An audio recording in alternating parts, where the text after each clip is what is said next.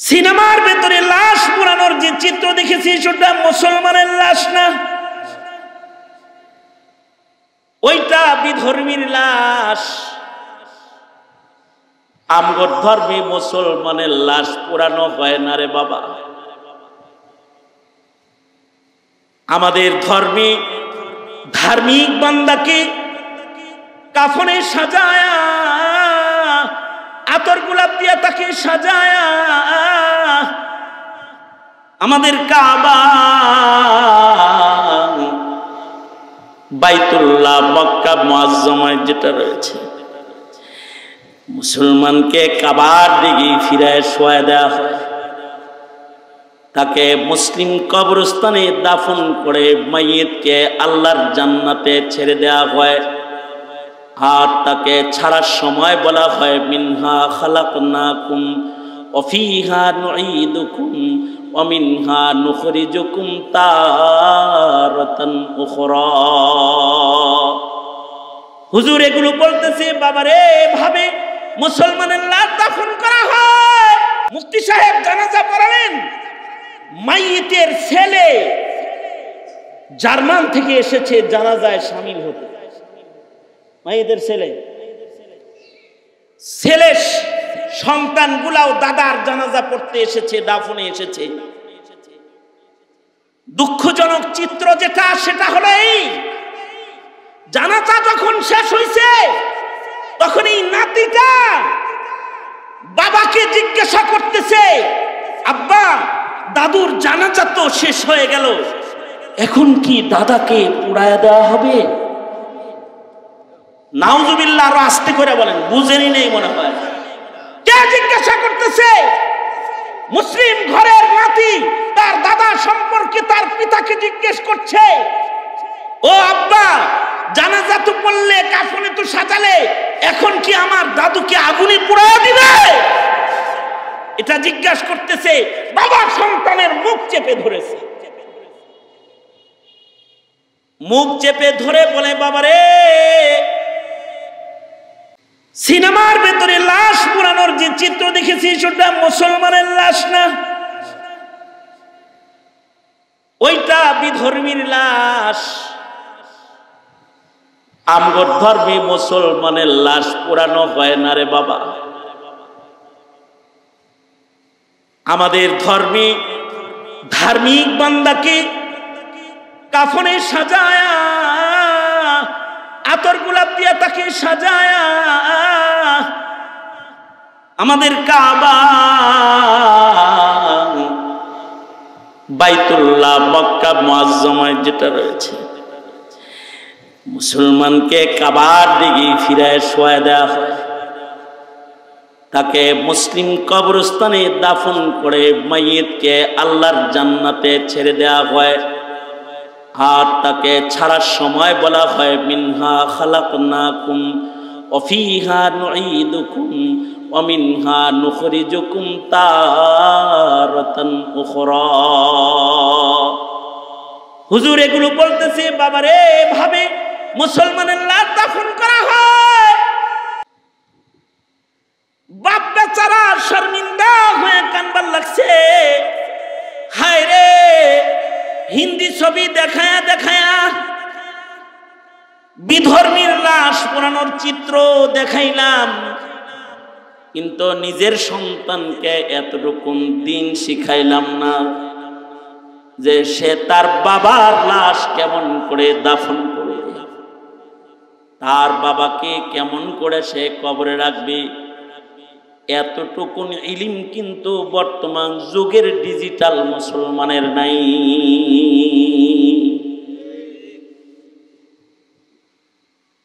এটা একটা ঘটনা ঘটেছে বলেছি, আপনার সন্তানও জানে না লাশটাকে কবরে কিভাবে শোয়াতে হয়, আপনার সন্তানও জানে না কাফনের দুপাট্টাগুলোকে কিভাবে সেটিং দিতে হয়, আপনার সন্তান জানে না কিভাবে সুন্নত তরিকায় বাবার শেষ গোসলটা দিয়ে দিতে হয়। এই যদি হয় মুসলিম মিল্লাতের হালাত, বলো হয় আমার মুসলিম ভাই বোনেরা, মহান আদালতে কিবরিয়াতে আল্লাহর কাছে তুমি কি জবাব দিবে? বসে হিসাব কষা। সন্তানরা এখন সমকামিতা বুঝে, বানরের গল্প বুঝে, ডারউইনের মতবাদ বুঝে, মুহাম্মাদুর রাসূলুল্লাহর কোরআনও বুঝে না, সুন্নাতও বুঝে না। ঠিক কিনা করে আওয়াজ করে বলো, চিনে না তারা এখন। এ হলো দ্বীনি দুর্বলতা। এ কারণে ভালো মানুষের জানাজা চাওয়া, ওসিয়তে লিখে দেওয়া, আমার জানাজাটা জামে মসজিদের বড় হুজুর ইমাম সাহেবকে দিয়ে পড়াইয়া দিও, আমার জানাজাটা বরিশাল মাহমুদিয়ার শেখুল হাদিস যিনি তাকে দিয়ে পড়াইয়া দিও, আমার জানাজাটা পীর সাহেব চরমনাইকে দিয়ে পড়াইয়া দিও, আমার জানাজাটা আল্লামা মুহিবুল্লাহ বাবু নগরীকে দিয়ে পারলে পড়াইয়া দিও, আমার জানাজাটা হাফিজুল কুরআন আলেম দ্বীন লজ্জতে ইবাদত ওয়ালা একজন মানুষ দিয়ে পড়াইয়া দিও। এগুলোও কামনা থাকতে হয়।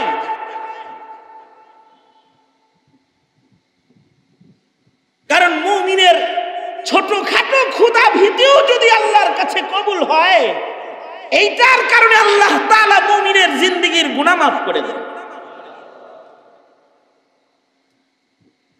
মুফতি সাহেব জানাজার নামাজ পড়াইতেছেন, আর শাহবাগ চত্বরেও কিছু জানাজা হলো, যে জানাজাটা নাস্তিকে পড়ালো।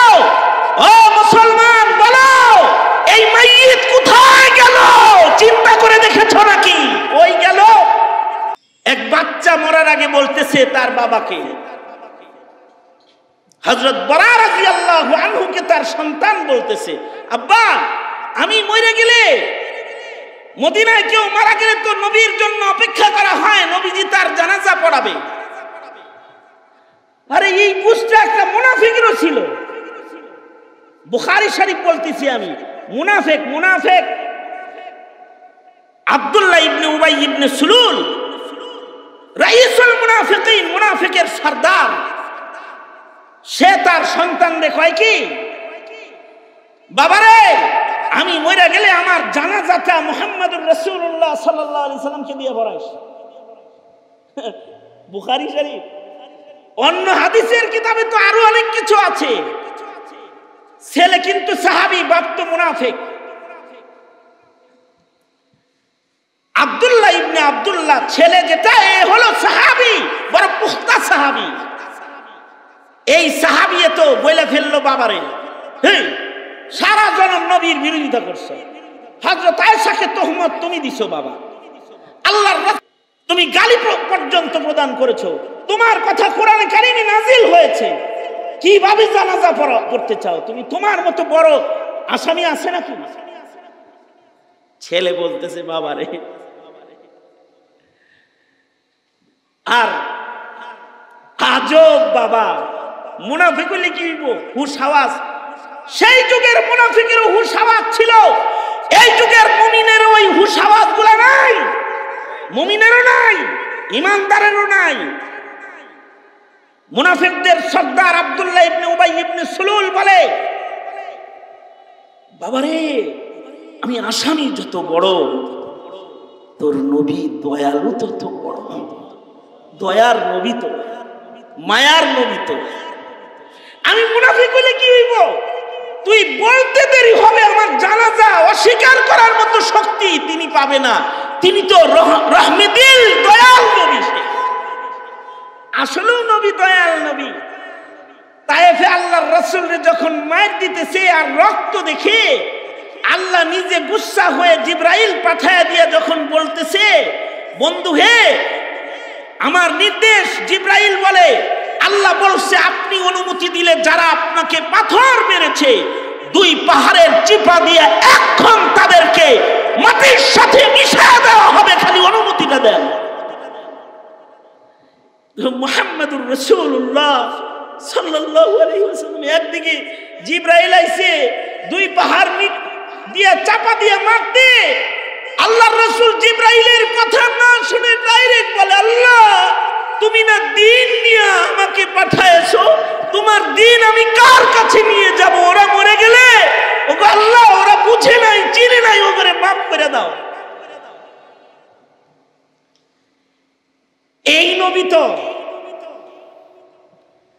হুশ হাওয়াস আছে আব্দুল্লাহ ইবনে উবাই ইবনে সুলুলেরও। ছেলেকে বলে আব্বা আমার জানাজাটা বাবা তোর রাসূলকে পড়ায়া দিতে বলিস।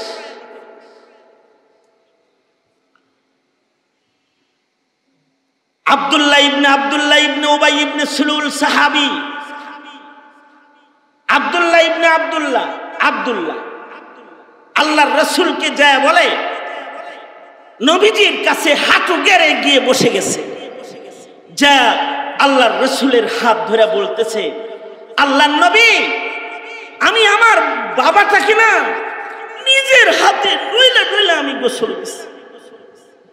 আমি কর্পূর আতর দিয়ে আমার বাবাকে খুব সুন্দর করে সাজাইছি।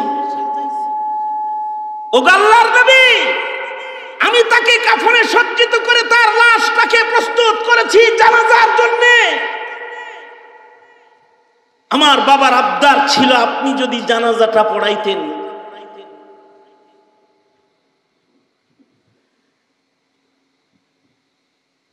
আল্লাহর নবী আপনি যদি জানাজার নামাজ পড়ান তাহলে আমার মন বলে আল্লাহ আমার বাবারে মাফ করে দিতেও পারে। হাদিসে আছে আল্লাহর রাসূল সাল্লাল্লাহু আলাইহি ওয়াসাল্লাম দয়ালু নবীর দয়া কত।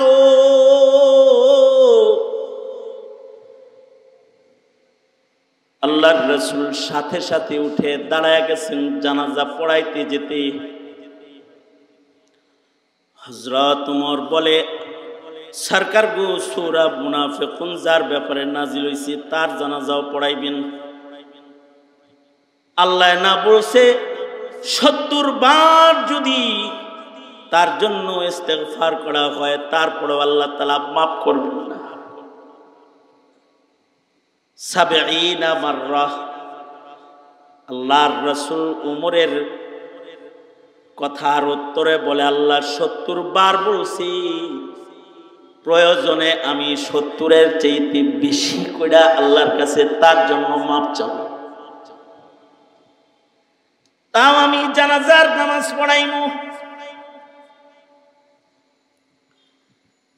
সরওয়ারে দু আলম শুধুই মাত্র জানাজা পড়াই নাই, আল্লাহর রাসূল নিজের জামা মুবারক চাদর একটা লইয়া গেছে। আমার গায়ের চাদর দিয়া দিলে যদি মহান আল্লাহ তারে মাফ করে দে তো আমি আমার গায়ের চাদর দিয়ে দিই। শুধু তাই করে আল্লাহর রাসূল ক্ষান্ত হন নাই। দয়ার নবী মায়ার নবী তো আল্লাহর নবী নিজের মুখ থেকে লালা মুবারক বাইর করে আব্দুল্লাহ ইবনে উবাই ইবনে সুলুলের মুখের ভিতরে ঢুকায় দিছে যে আমার মুখের লালা দিয়া দিলেনি আল্লাহ এ জালেমটারে মাফ করে দেয়।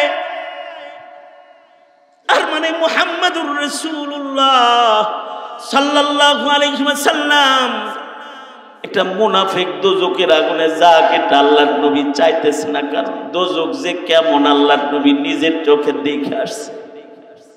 আল্লাহর রাসূল বলেন লাউ আলিমতুম মা আ'লামু লাযাহিকতুম কালীলান ওয়া লাবাকাইতুম কাসীরা। লাউ আলিমতুম মা আ'লামু লাযাহিকতুম কালীলান ওয়া লাবাকাইতুম কাসীরা।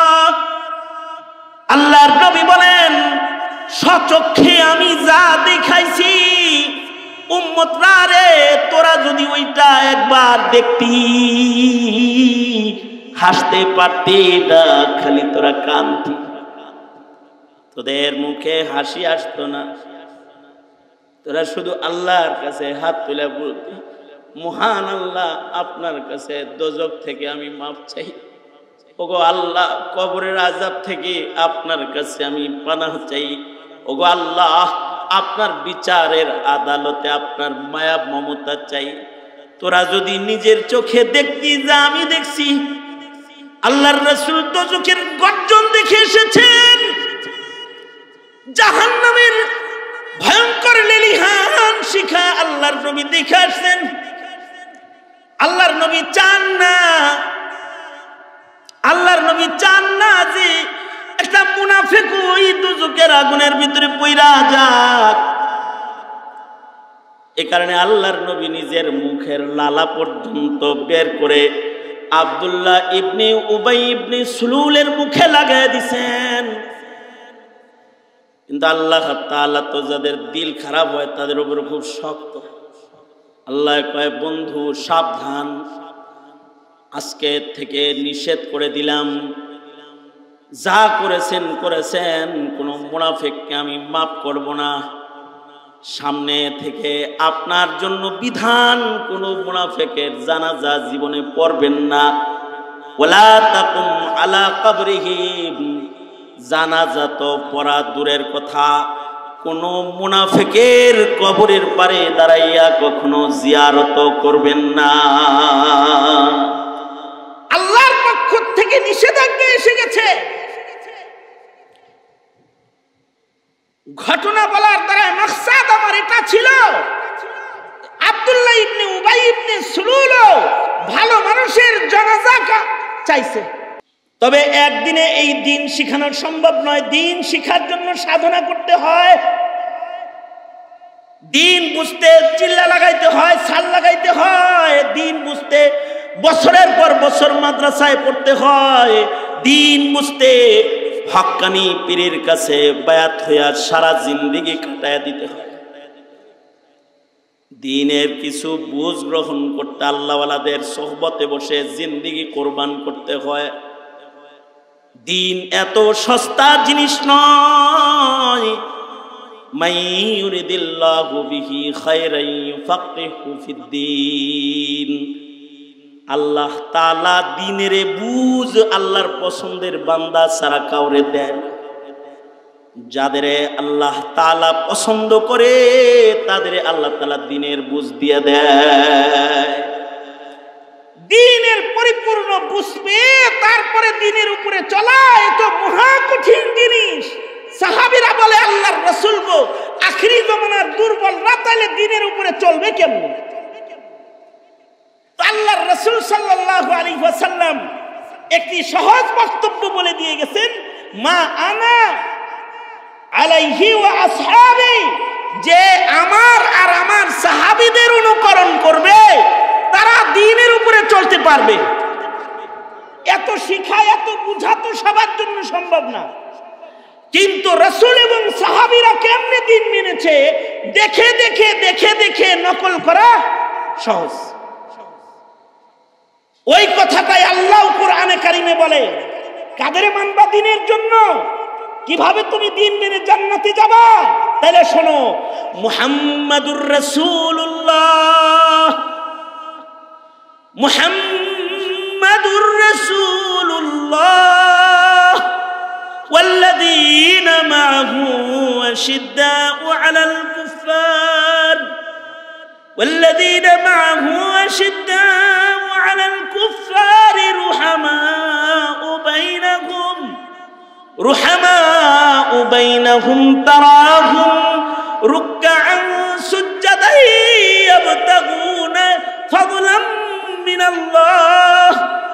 ইয়াবতাগুনা ফাদলাম মিনাল্লাহি ওয়া রিদওয়ানা সীমাহুম ফি ওয়ুজুহিহিম মিন আসারিস সুজুদ যালিকা মাসালুহুম ফিত তাওরাহ ওয়া মাসালুহুম ফিল ইনজিল কাযারইন আখরাজা শাতআহু ফাআযারাহু فاستغلظ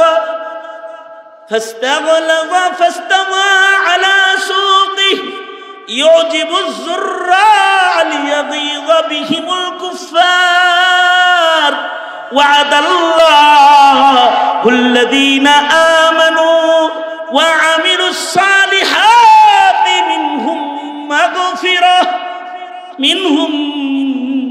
مغفرة وأجرا عظيما।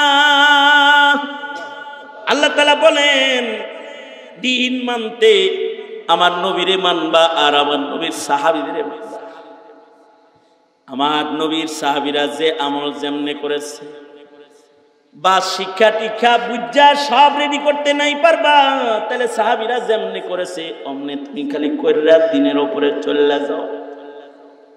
অর্থাৎ সাহাবীদের কিছু সিফাত আল্লাহ বলে বলে এই গুণগুলা দিনদার হিসেবে তুমি তোমার ভেতরে আইনা লও।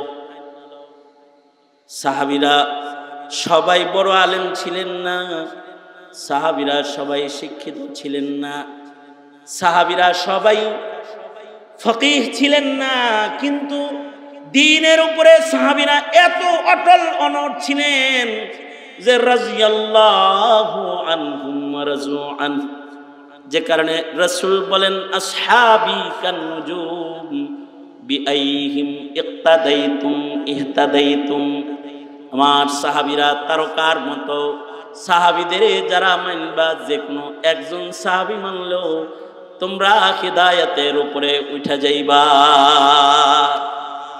আপনারা বলবেন আমরা সাহাবী পাবো কোথায়?